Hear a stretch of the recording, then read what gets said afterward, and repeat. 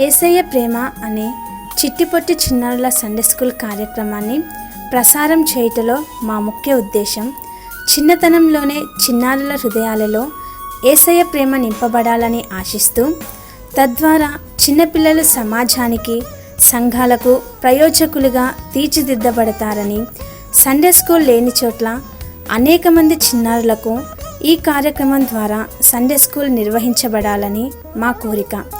మా ఈ చిరు ప్రయత్నాన్ని మనసారా ఆశీర్వదించి ఈ కార్యక్రమం ప్రసారమయ్యే సమయాలలో మీకు అందుబాటులో ఉన్న చిన్నపిల్లలందరికీ చూసే అవకాశం కల్పించండి. తద్వారా యేసయ్య ప్రేమను అందించటంలో మీరు కూడా మాతో సహకరించండి. ఈ కార్యక్రమాన్ని ప్రసారం చేస్తున్న టీవీ ఛానల్ యాజమాన్యానికి, చూస్తున్న మీకు మా హృదయపూర్వక వందనాలు.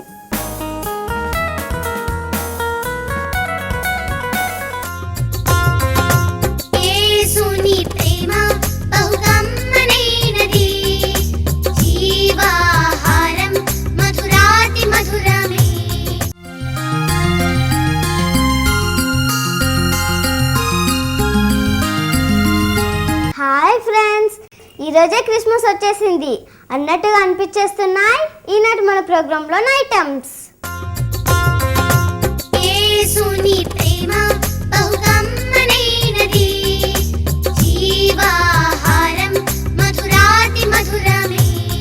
ఇప్పుడు రాబోయే క్రిస్మస్ సాంగ్తో క్రిస్మస్ సందడి చేద్దామా?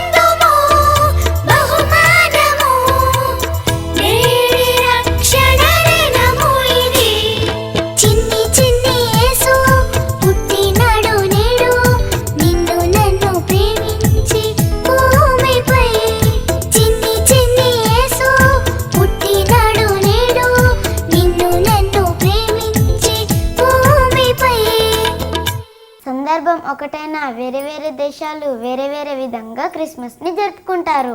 ఇంతకీ వాళ్ళు ఎలా జరుపుకుంటారో ఇప్పుడు మీకు తెలుసా? దాంతో చూద్దాం. మీకు తెలుసా క్రిస్మస్ని ఆయా ప్రాంతాల వారు జరుపుకునే విధానాలు? బెత్లెహేం రంగురంగుల జెండాలు, ప్రత్యేకమైన లైట్లతో గృహాలని అలంకరించుకుంటారు. హంగేరీ క్రిస్మస్ ముందు రోజు షూస్ని ఇంటి బయట పెడితే క్రిస్మస్ తాత వాటిని చాక్లెట్లతో, క్యాండిళ్లతో నింపుతాడు. ఆఫ్రికా పిల్లలు పెద్దలు దేవదూతల్లా తెల్లటి వస్త్రాలు ధరిస్తారు. బెల్జియం బాలయేసు రూపంలో కేక్ను తయారు చేసి దాన్ని బ్రేక్ఫాస్ట్గా తింటారు.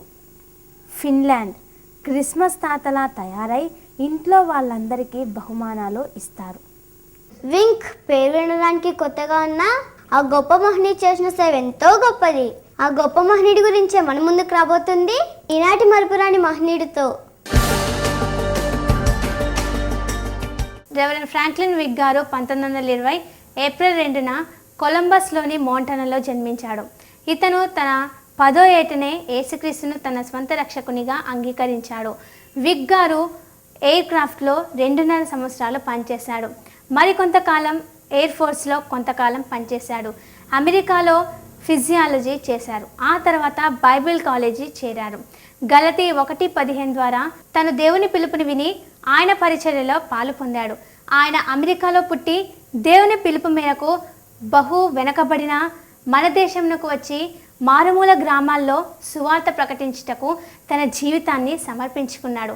ఆ దినాలలో సరైన రోడ్లు లేకపోవడం, కరెంట్, బస్సులు మొదలైన సౌకర్యాలు లేకుండా, సరైన ఆహారం లేకుండా ఉన్న అడవి ప్రాంతమైన మహదేవ్పూర్ గ్రామంలో విగ్ గారు పరిచర్యను ప్రారంభించారు. పెద్దపల్లి ప్రాంతంలో ఉన్నటువంటి క్రైస్తవ ఉపాధ్యాయులను ఒక గ్రూపుగా చేసుకొని వారిని తీసుకొని తనకు ప్రకటించడానికి కావలసిన లైట్స్, పత్రికలు, మైక్ సెట్స్, గ్రామ్ఫోన్ మొదలైన వాటిని సమకూర్చుకొని ప్రతిరోజు ఒక గ్రామంకు వెళ్ళి పగలు సువార్త ప్రకటిస్తూ, పత్రికలు పంచుతూ, రాత్రి వేళలో మైక్ సెట్ ద్వారా సువార్తను ప్రకటించేవాడు. తిరిగి మరి ఒక దినమున వేరొక గ్రామంకు వెళ్ళేవారు. ఈ విధంగా 15 రోజుల వరకు వారు నెలకొకసారి వెళ్ళేవారు. అనేక సమస్యలు చుట్టుప్రక్కల ప్రాంతాలలో రెవరెండ్ విగ్ గారు దేవుని రాజ్య సువార్తను ప్రకటించడానికి వెనుకాడలేదు. సరైన ఆహారం లేకపోవటం చేత గట్టుక, చారు, కారముతో తృప్తిపడుచు గ్రామాలలో తిరిగి సేవ చేశారు.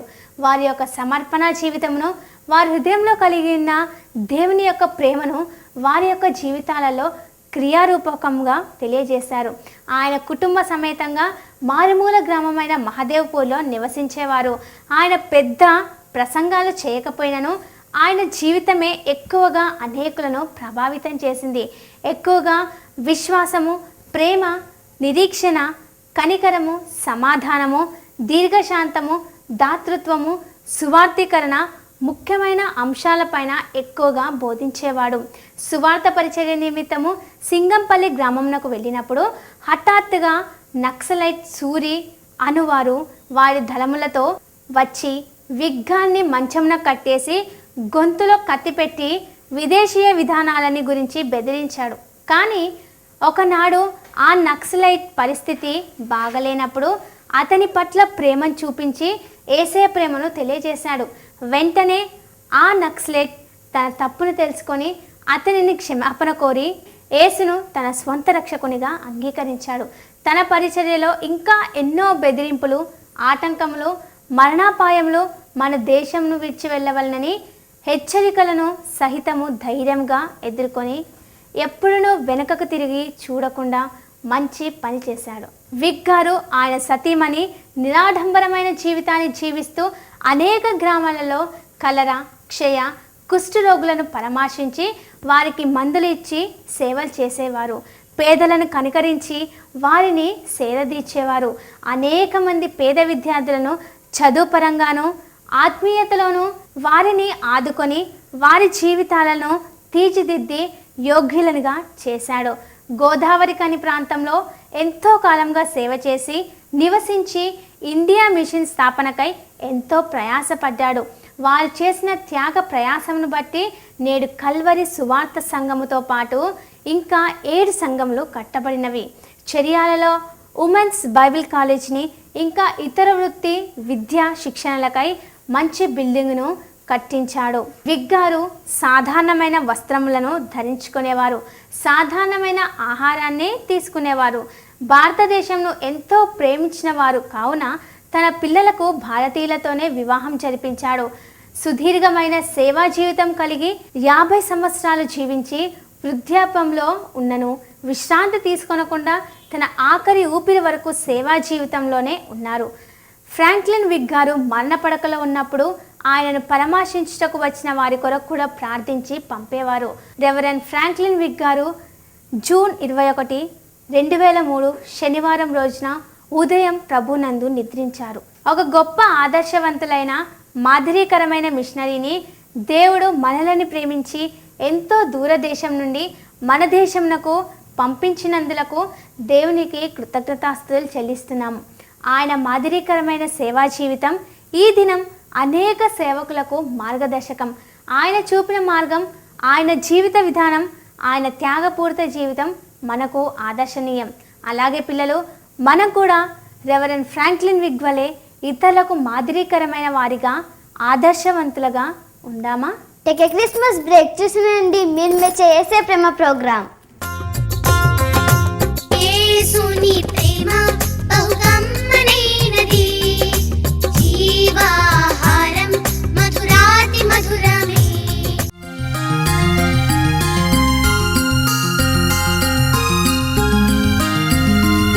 పాటలు వినడానికి ఎంతో బాగుంటాయి, కానీ వాటిని నేర్చుకోవడం ఎంతో కష్టం. ఎందుకంటే పాటలోని లిరిక్స్ మనకు తెలియదు కదా. ఆ లిరిక్స్ మన చేతిలో ఉంటే పాటలు నేర్చుకోవడం ఎంత ఈజీ కదా. అందుకే యేసే ప్రేమ మీకు అందిస్తుంది యేసే ప్రేమ Sunday school song book. 100 Telugu songs, 20 English songs, 6 Hindi songs. 100 కన్నా ఎక్కువ సాంగ్స్ ఉన్న ఈ బుక్ ధర ఎంతో ఉంటుంది అనుకుంటున్నారా? ఓన్లీ 20 రూపీస్, కేవలం 20 రూపాయలు మాత్రమే. ఇకెందుకు ఆలస్యం, వెంటనే మీరు కూడా ఈ సాంగ్ బుక్ కొనుక్కొని ఎన్నో పాటలు నేర్చుకోండి. మరి ఎంతగానో మీరు నేర్చుకున్న పాటల ద్వారా దేవుని మరింతగా స్తుతించండి. యేసుని ప్రేమ బహు కమ్మనైనది, సందేహం ఒకటొచ్చింది, దిగినను ప్రభు కోసమే. తాడండోయ్ పుట్టాడండోయ్, ఈ కృప నాకు చాలును దేవా, నేను నా దేశము. హలో హలో నీ పేరేంటి? Hello hello. Christ is King, so celebrate. He's Lord of Lords, let's celebrate. Oh yeah, Jesus is the way, He'll lead me today. Come what may, I'll never go astray. మా address Yesayya ప్రేమ, care of save child, 9-2-59 Regimental Bazaar, Secunderabad 500025. Mobile number 8008700900 మరియు 9440020020. Hi friends, నా పేరు శరణ్. యేసయ్య ప్రేమ program songs అంటే నాకు చాలా ఇష్టం. అందుకే నేను ఎవరి వీక్ చూస్తుంటా. మరి మీరు చూస్తారా? నేను నా పాకెట్ మనీతో ఏం చేశానో తెలుసా? సేవ చలికి హెల్ప్ చేశాను. అందుకే నా గిఫ్ట్గా హెల్పింగ్ ఏంజిల్ ఇచ్చారు. మీకు హెల్పింగ్ ఏంజిల్ కావాలా? అందుకే మీరు కూడా సేవ చలికి హెల్ప్ చేయండి. ఓకేనా ఫ్రెండ్స్? యేసుని ప్రేమ బహు కమ్మనైనది, జీవాహారం మధురాతి మధురమే.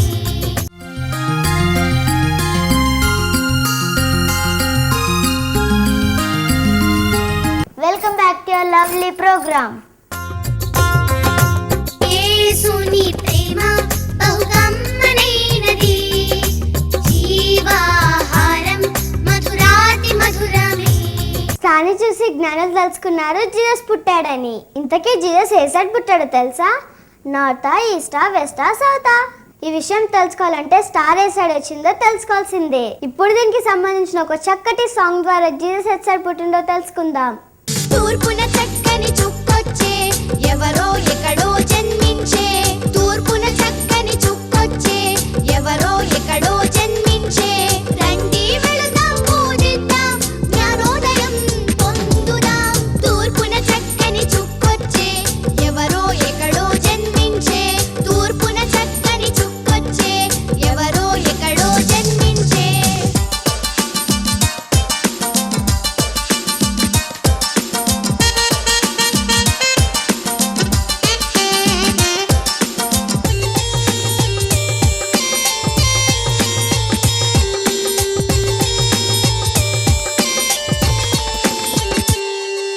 చిమ్మ చీకటిలో కానొచ్చే, ఎందరో దూతలు దిగి వచ్చే. చిమ్మ చీకటిలో కానొచ్చే, ఎందరో దూతలు దిగి వచ్చే. బాలుడు మనకై పుట్టెనట, యేసయ్య మెస్సయ్యేనట.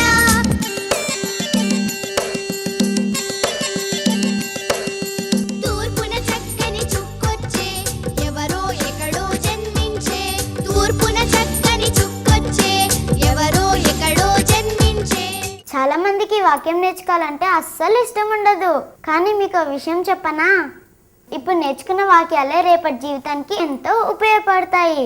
అందుకే వాక్యం నేర్చుకోవడం ఎప్పుడూ నెగ్లెక్ట్ చేయొద్దు. హలో పిల్లలు, బాగున్నారా? ఈరోజు వాక్యం నేర్చుకోవడానికి రెడీగా ఉన్నారు కదా? లాస్ట్ వీక్ నేర్చుకున్న వాక్యం మర్చిపోలే కదా? ఈరోజు వాక్యం ఏంటో చూద్దాం. ఎఫ్ఎస్సి 5:15-16. దినములు చెడ్డవి గనుక మీరు సమయమును పోనీయక సద్వినియోగం చేసుకొనుచు అజ్ఞానుల వలె కాక జ్ఞానుల వలె నడుచుకొనున్నట్లు జాగ్రత్తగా చూచుకొనుడి. మరొకసారి చదువుతా జాగ్రత్త వినండి. ఎఫ్ఎస్సి 5:15-16 దినములు చెడ్డవి గనుక మీరు సమయమును పోనీయక సద్వినియోగం చేసుకొనుచు అజ్ఞానుల వలె కాక జ్ఞానుల వలె నడుచుకొనున్నట్లు జాగ్రత్తగా చూచుకొనుడి. మరొకసారి చదువుతా జాగ్రత్త వినండి. దినములు చెడ్డవి గనుక మీరు సమయమును పోనీయక సద్వినియోగం చేసుకొనుచు అజ్ఞానుల వలె కాక జ్ఞానుల వలె నడుచుకొనున్నట్లు జాగ్రత్తగా చూచుకొనుడి. అర్థమైందా పిల్లలు? బాయ్. ఇప్పుడు ఒక చక్కటి స్టోరీ విందామా? హాయ్ పిల్లలు, మరి ఇప్పటి వరకు ఎన్నో ఐటమ్స్ చూసి బాగా ఎంజాయ్ చేస్తారు కదా. ఇక క్రిస్మస్ ఇప్పుడే వచ్చేసింది అన్నట్టుగా ఎంజాయ్ చేస్తారు.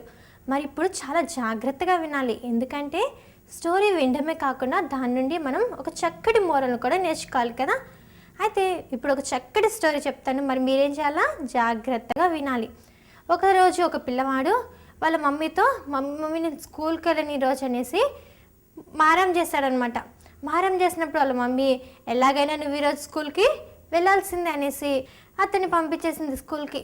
పంపించినప్పుడు ఇతనికి చాలా కోపం వచ్చింది. నేను మా మమ్మీని ఎంతగానో బ్రతిమలాడాను కదా, అయినా కానీ మా మమ్మీ నన్ను స్కూల్కి పంపించేసింది అనేసి ఇంటర్వ్యూలు అయినప్పుడు ఏం చేశాడో తెలుసా పిల్లలు? ఇంటర్వ్యూలు అయినప్పుడు అక్కడ స్కూల్లో ఉండకోకుండా స్కూల్ నుండి బయటకు వెళ్ళిపోయాడు బ్యాగ్ తీసుకొని. ఇప్పుడు ఎవరు చూడడం లేదు కదా, హాయిగా నేను కొంతసేపు అలా బయట షికారుగా వెళ్ళేసి స్కూల్ టైం అయిపోయేసరికి ఏం చేస్తాను, మళ్ళీ ఇంటికి వెళ్ళిపోతాను అనేసి ఇతను ప్లాన్ వేసుకున్నాడు. మీరు కూడా అలానే చేస్తారా పిల్లలు?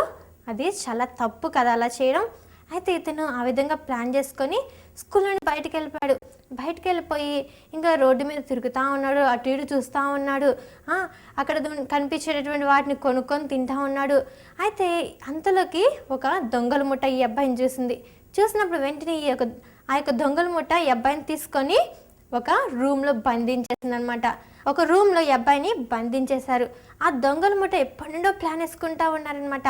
ఈ అబ్బాయిని ఎలాగైనా మనం పట్టుకోవాలి, ఈ అబ్బాయిని పట్టుకుంటే వీళ్ళ నుండి మనకి ఎంతో ఆస్తి వస్తుంది, మనకు కావాల్సినటువంటి ల్యాక్స్ ఈజీగా మనం సంపాదించవచ్చు అనేసి వాళ్ళు ప్లాన్ వేసుకుంటా ఉన్నారనమాట. ఎందుకంటే ఈ అబ్బాయి చాలా రిచ్ అనమాట. అయితే ఇంకితను ఈ అబ్బాయి ఏమో రూమ్లో నుండి చూస్తూ ఉన్నాడు, ఎవరైనా వచ్చి రక్షిస్తారేమో అని. ఎవరు రావడం లేదు. ఇంకా ఆ యొక్క కిటికీ, అక్కడ ఒక కిటికీ ఉందన్నమాట, ఆ కిటికీలను చూస్తూ ఉన్నాడు. చూస్తూ ఉన్నప్పుడు అక్కడ ఒక ముసలాయన వెళ్తూ ఉన్నాడు. వెళ్తూ ఉంటే ఓ తాత అని గట్టిగా అరిచాడనమాట. అయినా కానీ అక్కడ నుండి ఆ తాత పలకలేదు. ఇంక ఈ బాబు అనుకున్నాడనమాట, నేను వేసుకున్న ప్లాన్ అంతా కూడా అసలు వేస్ట్ అయిపోయింది అనేసి ఇప్పుడు ఏం చేయాలి అనేసి భయంతో చూస్తూ ఉన్నాడనమాట. ఒకవేళ ఈ దొంగలు నన్ను ఏమన్నా చేసేస్తారేమో అనేసి.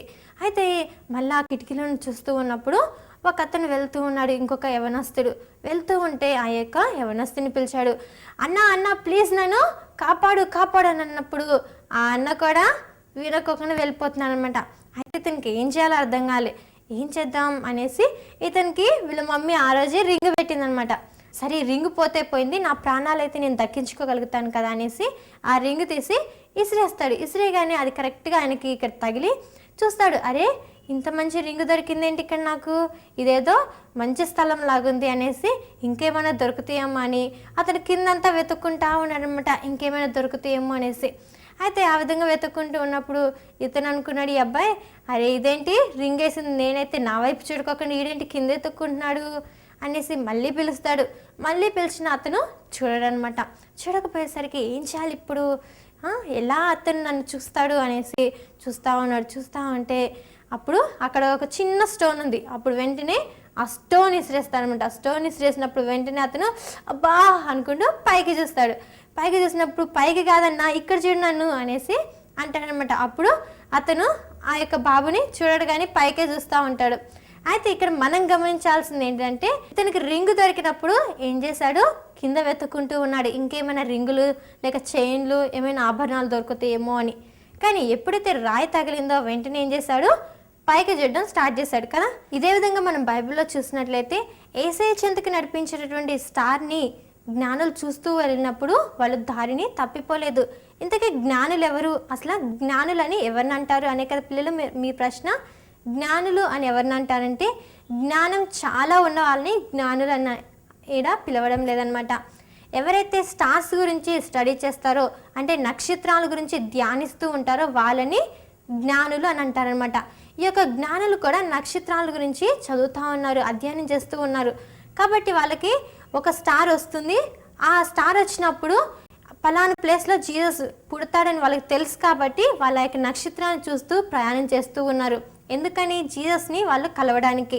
అయితే వాళ్ళు యెరూషలేంకి వెళ్ళినప్పుడు ఆ యొక్క నక్షత్రాన్ని చూడడం మర్చిపోయి అక్కడ ఉన్నటువంటి రాజుల్ని లేక ఇతర మనుషుల్ని వాళ్ళు అడగడం ప్రారంభించారనమాట. తద్వారా వాళ్ళు అనేకమైనటువంటి ప్రాబ్లమ్స్ కొని తెచ్చుకున్నారు. మరి మన జీవితంలో కూడా మనం కూడా పిల్లలు ఎప్పుడు మనం దేవుని వైపు చూస్తూ ఉండాలా. ఇంకా దేవుడు ఎందుకులే, నాకు నా శక్తితో నేను జీవించగలను, నాకు చాలా తెలివితేటలు అనేసి మనం మనకు తెలివితేటల మీదనో శక్తి మీదనో ఆధారపడుతూ ఉంటాం. తద్వారా ప్రాబ్లమ్స్ వస్తాయి. మనకు కూడా ప్రాబ్లమ్స్ వచ్చినప్పుడు వెంటనే అయ్యో దేవుడు ఎందుకు ఇలా చేశాడు నాకు అనేసి అప్పుడు మళ్ళా దేవుని దగ్గరికి వెళ్ళి ప్రార్థన చేస్తూ ఉంటాం కదా. అందుకని ఎప్పుడు కూడా నువ్వు సంతోషంగా ఉండాలంటే ఎప్పుడు కూడా నువ్వు పైకి దేవుని వైపు చూస్తూనే ఉండాలి. యవనస్తుడు రింగ్ దొరికినప్పుడు చాలా సంతోషించాడు, సంతోషంగా ఇంకా క్రింద చూపుతోనే వెతుక్కుంటూ ఉన్నాడు.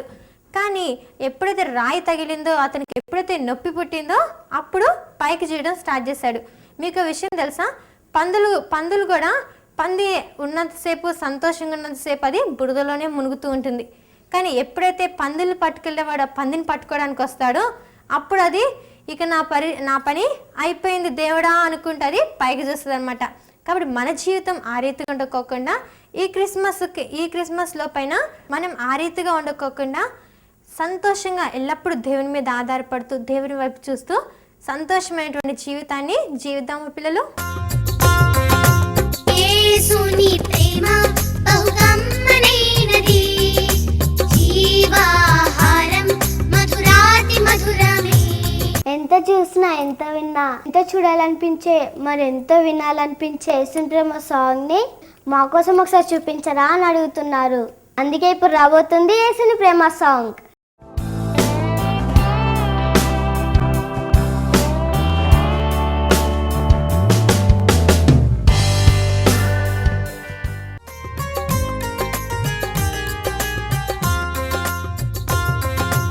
యేసుని ప్రేమ బహు కమ్మనైనది, జీవాహారం మధురాతి మధురమే. యేసుని ప్రేమ బహు కమ్మనైనది,